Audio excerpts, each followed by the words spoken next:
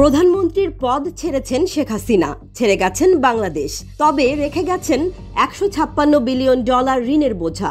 অর্থ মন্ত্রণালয়ের তথ্য বলছে, গত 30 জুন পর্যন্ত বাংলাদেশের মোট ঋণের পরিমাণ বেড়ে দাঁড়িয়েছে স্থানীয় মুদ্রায় 18,35,000 কোটি টাকা। অথচ 2008 সালে শেখ হাসিনা ও তার দল বাংলাদেশ আওয়ামী লীগ যখন দেশের শাসন ক্ষমতা নেন, তখন বাংলাদেশের ঋণের পরিমাণ ছিল $33.66 বিলিয়ন।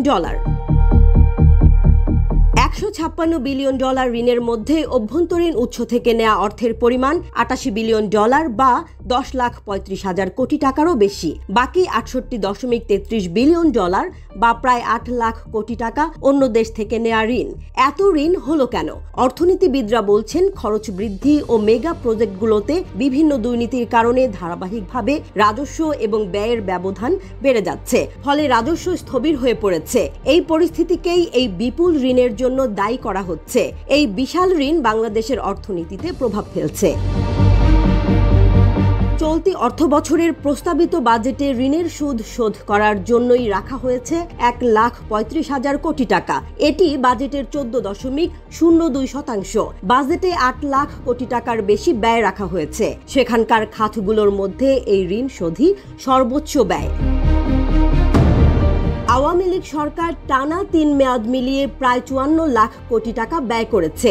ওই সময়কালে দেশের রাজস্ব আয় হয়েছে মাত্র 37 লাখ কোটি টাকা। 2008-09 অর্থ বছরে সরকারের ব্যয় ছিল 94,000 কোটি টাকা। ব্যয় বাড়তে বাড়তে 2023-24 অর্থ বছরের সংশোধিত বাজেটে হয়ে গেছে 7 লাখ কোটি টাকা।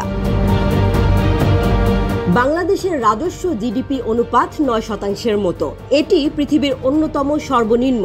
এর কারণ হিসেবে অর্থনীতিবিদরা জাতীয় রাজস্ব বোর্ডে সংস্কার উদ্যোগের অভাবকে দায়ী করেছেন। তাছাড়া ট্যাক্স ফাঁকি ও বিভিন্ন গ্রুপকে বিপুল পরিমাণ ট্যাক্স ছাড় দেওয়াকেও দায়ী করা হচ্ছে। পর্যবেক্ষণ বলছে, 1 দশক বা তার বেশি সময় ধরে সরকার রাজস্ব আদায় বাড়াতে ব্যর্থ হয়েছে। ঋণ পরিশোধের জন্য অভ্যন্তরীণ সম্পদ সচল করতে সরকার ব্যর্থ হয়েছে, এমন অভিযোগও এখন উঠছে। এছাড়া বিভিন্ন মেগা প্রকল্পে দুর্নীতি অর্থনীতিতে চাপ বাড়াচ্ছে বলে মনে করছেন কয়েকজন শীর্ষ অর্থনীতিবিদ। মেগা প্রজেক্টগুলোর অধিকাংশতেই দুর্নীতি হয়েছে বলে মনে করছেন তারা। নির্মাণাধীন রূপপুর পারমাণবিক বিদ্যুৎ কেন্দ্র এবং কর্ণফুলী টানেলের জন্য অর্থ এসেছে বিদেশি উৎস থেকে। বিদেশ থেকে ঋণ নেয়ার কার্যক্রমে দুর্নীতি হয়েছে। ব্যয় বাড়িয়ে প্রকল্পগুলোতে দুর্নীতি করা হয়েছে বলে অভিযোগ উঠেছে। রূপপুর প্রকল্পের মতো বিভিন্ন প্রকল্পে অনেক অপ্রয়োজনীয় বিষয় যুক্ত করে ব্যয় বৃদ্ধি করা হয়েছে বলে অর্থনীতিবিদরা বিভিন্ন সংবাদ মাধ্যমে বলেছেন। দেখা যাচ্ছে, প্রকল্প যত বড়, দুর্নীতির পরিমাণও তত বড়। বিদেশি ঋণ নির্ভর মেগা প্রজেক্টগুলো কাজে লাগিয়ে প্রকল্প ব্যয় বারবার বাড়ানো হয়েছে। স্বল্প মেয়াদে ঋণের পাশাপাশি উচ্চ সুদে ঋণ নেওয়ার প্রবণতা ছিল আওয়ামী লীগ সরকারের।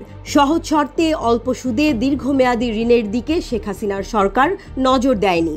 এখন বাড়তে থাকা ঋণ, কম কর আদায় আর কম রপ্তানি আয়ের কারণে বাংলাদেশের ঋণ পরিশোধ এবং রাজস্ব অনুপাত প্রথমবারের মতো 100% ছাড়িয়ে যাবে বলে আশঙ্কা।